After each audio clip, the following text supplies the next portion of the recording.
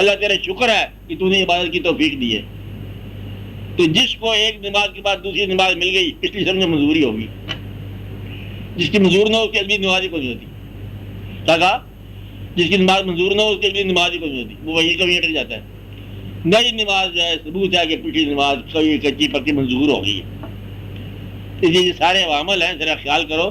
تو سادہ سی زندگی ہے, اپنے آپ کو اور اس مقام پر دیکھو جہاں کچھ مقام نہیں ہوگا, صرف آپ ہوں گے اور خدا ہوگا. اللہ کہتا ہے کہ تم نہیں جانتے جب یہ مرنے کے وقت ہوتا ہے مجھ سے یہ کیا بات کرتا ہے مرنے والا, تمہیں نہیں پتا کیا کرتا. تو اپنے آپ کو اللہ سے روبرو کر دو اور اس کے سامنے جاؤ تو وہ خود بخود سب دور ہوگا. اللہ نے ایسے اس لیے کہا کہ جب وہ وقت آئے گا تمہارا عقل بھی خاموش ہو جائے گا, زبان بھی خاموش ہو جائے گی. اب وہ بولیں گے گونگے جوارے اور اعضاء, ہاتھ بولے گا, آپ سے تو جھوٹ بولتے ہو ختم ہو گئی, زبان ہی بند ہو گئی. اب یہ سارے آپ کے گواہ ہیں, کون ہے؟ ہاتھ پاؤں وغیرہ وغیرہ سب بولتے جائیں گے. وہ ایک ایسا دن ہوگا جب سچ ہی سچ ہوگا. حق ذالک الجوم الحق پڑھ رہے تھے, یہ وہ دن ہے حق ذالک الجوم الحق من شاء اللہ. یہ وہ دن ہے, حق کا دن ہے, وہ آنے والا ہے. اور اس دن کی طرف خیال رکھو. تو پھر کوئی رکاوٹ ہی کوئی نہیں. رکاوٹ کس بات کی؟ محبت ہے. کوئی شخص آپ کو ایسا ملا ہو بتاؤ کہ جو محبوب سے ملنے جا رہا ہو اور وہ یا کہہ کہ دیکھو میں آپ کی طرف سے آ رہا تھا تو راستے میں کوئی اور ہی واقعہ ہو گیا, ہم نہیں آ سکے, جھوٹا آدمی ہے. محبوب کے راستے میں کوئی بھی رکاوٹ کا جواب نہیں بنے گا. آپ جاؤ. اللہ سے اگر آپ کو محبت ہے تو دنیا کبھی آپ کو نہیں روکے گی. دنیا اس کو روکتی ہے جو چاہتا ہے کہ اس کو روکا جائے. یہ دعا کرو کہ آپ مخلص ہو جاؤ اور مخلص ہو جاؤ, قریب ہو جاؤ. یہ عوامل ہے. اور عوامل کے طریقہ, جس شخص کو پیسہ گننے کی عادت ہے وہ ادھر رکاوٹ میں بیچارہ کمزور ہے. اس کو گنا نہ جائے, اس کو چھوا نہ جائے, جسم کی لذت سے دور رہا جائے. جسم کی جو سارا احساس ہے آرام ہے ختم کرو. لذت وجود جس کو آپ کہتے ہیں اس کو روکا جائے. کھانا ہے, پینا ہے, یہ سارے واقعات کیا گنانے, سارے واقعات جس سے جسم کی دنیا آباد ہو اس سے بچو. روح کی دنیا میں داخل ہو جاؤ. اللہ تعالیٰ بدلے میں فرماتا ہے. بزرگوں سے فیض لینے کا صرف یہی طریقہ ہے کہ آپ دنیاوی فیض نہ مانگا کرو. دنیاوی فیض نہیں ہے یہ, فیض وہی ہے جو روحانی ہے. آپ کا کیا سوال ہے؟ اور نہیں ہے؟ ہاں بولو. غلام رسول صاحب,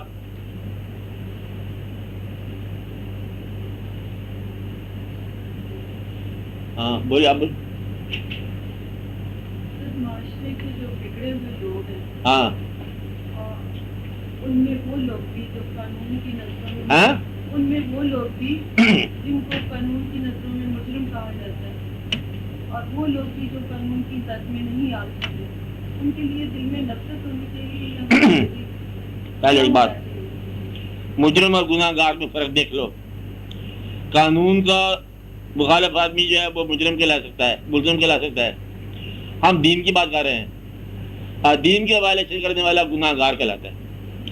قانون میں بے شمار ایسے مجرم ہیں جو گناہ گار نہیں ہیں. آپ گناہ کی دنیا کی بات کرو.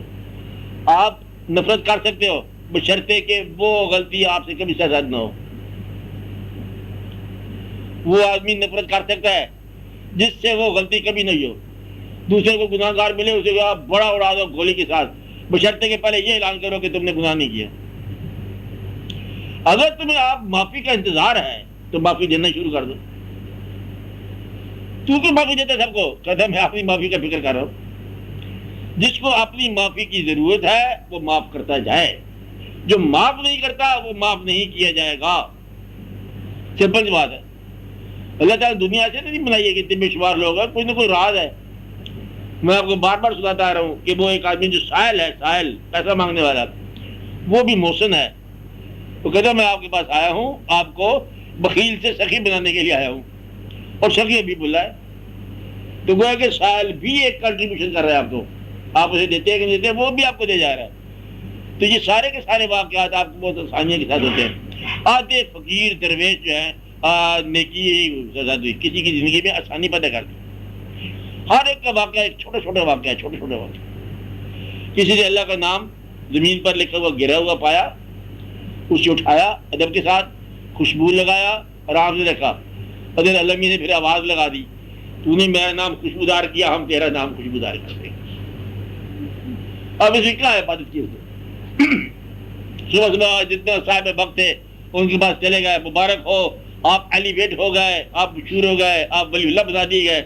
کوئی بتاؤ تم نے کون سی نیکی کیا ہے؟ کہتے میں تو کوئی نیکی نہیں کیا، میں تو شراب پیتا رات کو۔